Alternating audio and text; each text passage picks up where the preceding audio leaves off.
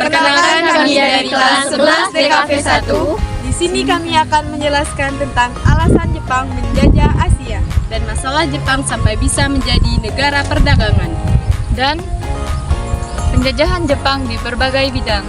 Dan juga strategi bangsa Indonesia dalam menghadapi penjajahan Jepang. Alasan Jepang menjajah Asia. Kalian tahu gak sih apa alasannya?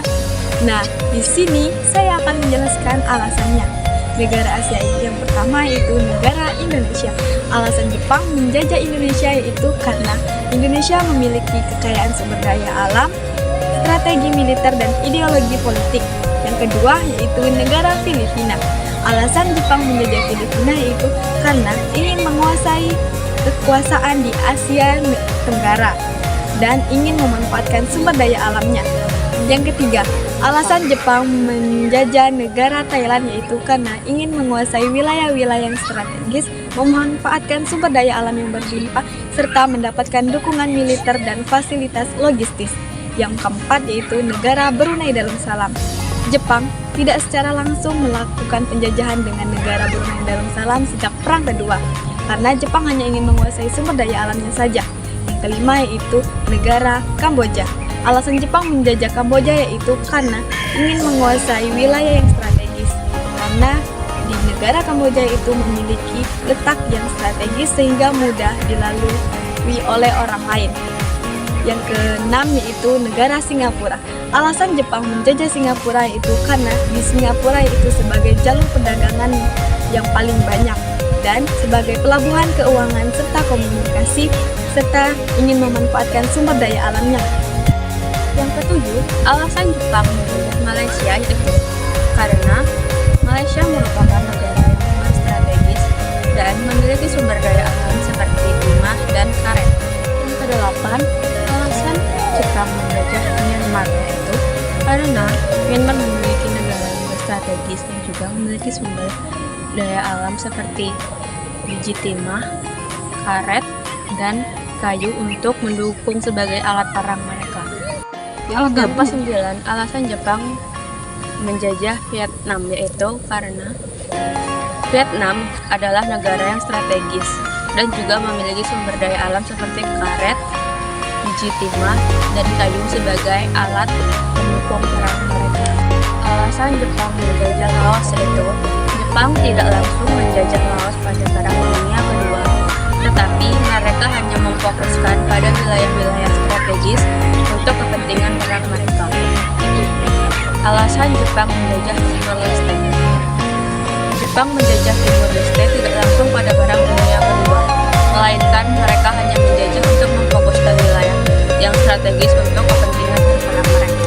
Yang kedua, masalah Jepang sampai bisa menjadi negara perdagangan. Kok bisa?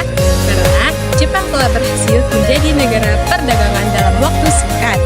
Setelah Perang Dunia Kedua, berkat kebijakan ekonomi yang cerdas, fokus pada industri, infrastruktur, inovasi teknologi, dan ekspor produk-produk yang berkualitas tinggi. Keberhasilan ini juga didukung oleh investasi dalam infrastruktur dan pendidikan yang memperkuat daya saing mereka di pasar global. Yang ketiga, dampak penjajahan Jepang di berbagai bidang. Yang pertama, ekonomi. Jepang memperkenalkan kebijakan ekonomi yang seringkali menekankan eksploitasi sumber daya alam dan tenaga kerja lokal untuk kepentingan industri dan militer Jepang. Yang kedua, sosial dan budaya. Banyak aspek budaya lokal ditekan atau diganti oleh budaya Jepang. Namun ada juga kontak budaya yang menyebabkan pertukaran dan sintesis budaya baru. Yang ketiga, politik. Beberapa pemimpin lokal yang mengkhianati kepentingan Jepang dapat diperoleh dukungan, sementara yang lainnya diasingkan atau dihukum. Pemimpin yang setia kepada Jepang diberi posisi otoritas lokal. Yang keempat, pendidikan. Kurikulum pendidikan diubah untuk memasukkan nilai-nilai dan sejarah Jepang, serta menghilangkan atau mengurangi penekanan pada budaya dan sejarah lokal.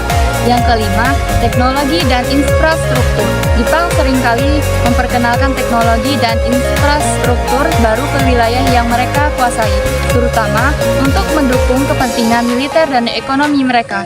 Ini dapat mencakup pembangunan jalan, pelebihan, dan fasilitas lainnya yang mengakibatkan konektivitas dan produktivitas. Yang keempat, ada beberapa strategi bangsa Indonesia dalam menghadapi penjajahan Jepang. Jepang masuk ke Indonesia secara bertahap, mulai dari daerah yang kaya akan sumber daya alam di Kalimantan sampai ke Pulau Jawa.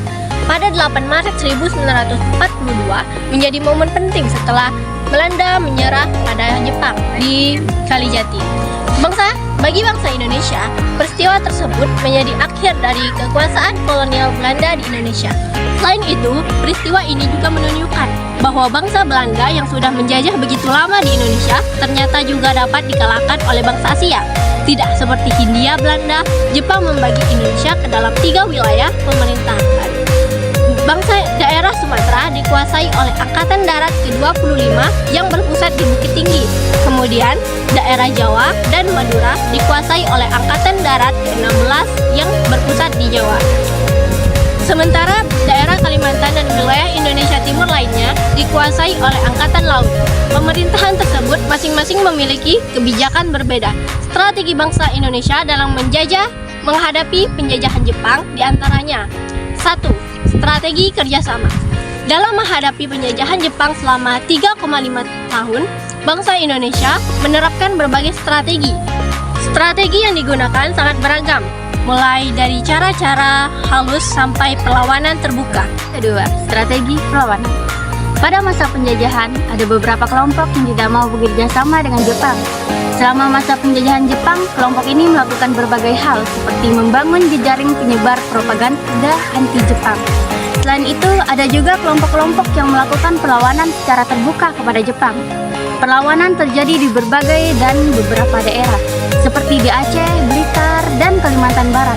Meski telah melakukan berbagai bentuk perlawanan, semuanya berhasil dikalahkan oleh Jepang. Terakhir, yang ketiga, pembentukan BPUPKI. Dalam perkembangannya, Jepang semakin terdesak dengan adanya Perang Asia Timur Raya.